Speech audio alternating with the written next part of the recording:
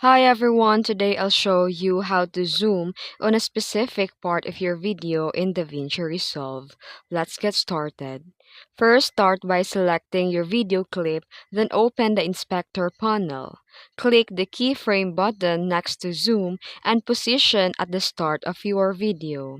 Then, move your timeline slider ahead a few seconds, then increase the zoom value to focus on the area that you want to highlight.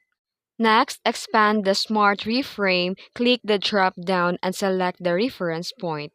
This will display a rectangle with a small dot in your preview screen.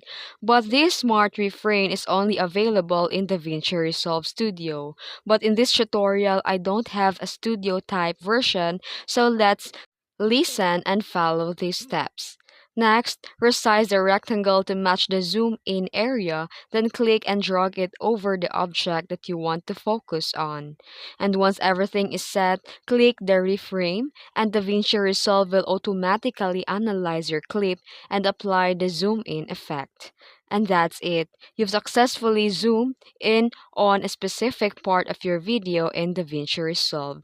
If you found this tutorial helpful, don't forget to like and subscribe for more tips. Thanks for watching.